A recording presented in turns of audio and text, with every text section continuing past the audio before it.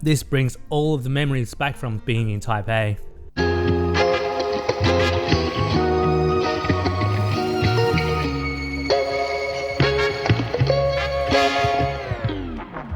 G'day friends, how's it going? Welcome back to Sam's Home Kitchen, where I bring to you budget-friendly recipes with sustainability in mind. So Taipei alone has got hundreds if not thousands of beef noodle soups. If Japan's got ramen, Taiwan has got beef noodle soup. And I'm taking inspiration from the trip we took visiting Taiwan back in February, this Michelin-starred beef noodle soup shop that we visited. The broth is clear, it's packed full of umami, and the beef itself is cooked really well. It's soft but not falling apart, so you still got a good bite out of it. Overall, it's a full package in one bowl, and I'm still thinking about that 5 months later. Starting us off, we're gonna make our broth, which is gonna take the longest. I got some beef bones. This is reduced to about $3.50 a kilo. I love my deals. And then I just got some chuck tender. Any slow cooking kind of meat will work really well because we're going to be cooking this for a couple hours until exercise muscle or tendons or would kind of break apart. Chuck, ribs, oyster blade, oxtail, or even throwing some tendons, they'll all work really well. Start by taking the meat out of the packaging. There's one thing I need to confess. I'm still getting pre-packaged meats from supermarkets. I find the idea of needing to have a relationship with the butcher very daunting. Going to supermarkets is so much more transactional and in a way comfortable. Where do you get your meat from? I would love to hear your experience in the comment section below.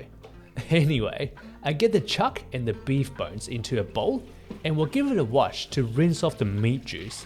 The meat juice and fluid are protein packed, meaning they will denature when encounter heat and make the broth cloudy, which we don't want.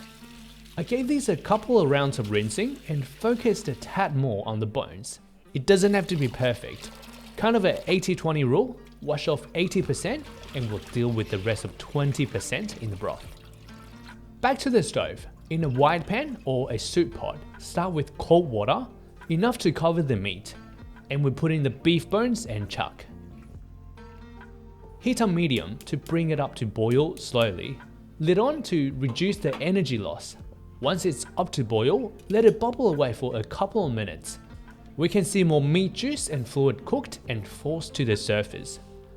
After boiling for a couple of minutes, we can take the bones and the chuck out and get rid of the water. This is to help us yield a clearer broth at the end. From the garden, I snipped a few stems of spring onions to bring some brightness to the soup. If you've got store-bought spring onions, throw in a couple of stems with both the green and the white part. On the other side, I have bok choy absolutely thriving in this weather. So happy to be bringing the productive garden back after a brutal summer. Bok choy is one of my favorites, very easy to grow, and they produce for months. Next up, we prep up the veggies needed for the broth. Cut 2 to 3 brown onions in half. And then a couple of carrots. No cutting needed for them. Over to the stove again, the same pot we used earlier. Throw in a handful of white peppercorns, about 3 grams. A couple of star anise. Don't put the bay leaves in. And a handful of black peppercorns, about 2 grams. Turn the heat on, and we want to toast the spices a bit to bring out more of the aromatics. I took the bay leaves out because they started to turn brown. I guess they don't need to be toasted. Give the spices a good toast and set aside. While the pot is still hot, drizzle a small amount of neutral oil and throw in the onions cut side down to get some good chars. The inspiration of this step comes from pho, where the aromatics are grilled on open flame to add more complexity. Fry the onions until we get some good chars like this. Remove the brown onion skin to prevent the soup from turning red and bitter. Into the pot, add in carrots, spring onion, charred onions, spices, and fill the pot with water. This is the right timing for bay leaves. Once the pot is up to boil, we add our beef bones and chuck back in. Drop the heat to medium to low. Put a lid on, but leave a gap so the agitation in the pot doesn't get too intense and turn the broth cloudy. Now we let it simmer for 40 minutes. I find setting timers on my watch the most convenient, so I can step away from the stove and not risk missing the alarm. I set 2 times 20 minutes, so I can be checking to continue to scoop out any bits that float to the surface. Do this to your best effort. We're not cooking French here, so a little bit of cloudiness adds to the rustiness. Lid back on and keep at it until 40 minutes is up. At this point, our carrots and onions are at the verge of disintegrating. This is a good timing to get them out before they turn into a puree. Top it up with some more water, and this is a good opportunity for us to season. Be generous with our salt and season to taste.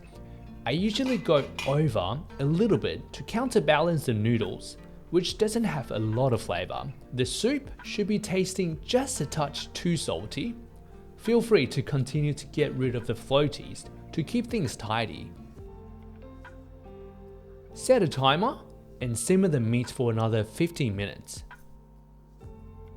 Time's up, get the bones and the meat out. Let the chuck rest for a few minutes to cool down and lock in the juice. Once it's not too hot to handle, cut it into the thickness of your liking.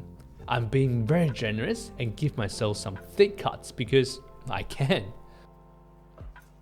The slab of meat is tender, but still holding its shape. Exactly what we are after. Last component, some noodles. I have just used my 1 to 2.2 ratio noodle recipe I always use. I won't bore you, I will leave the link to the recipe in the description if you want to check it out. Fresh noodles, straight into a pot of boiling water. It does not get any better than this. Throw in our bok choys and instantly turn the heat off to retain the crunchiness. To dish up, noodles in the bowl, greens on the side,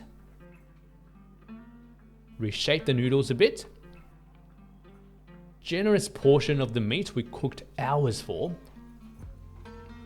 and then top it with what I think is the star of the dish, which is the beef broth.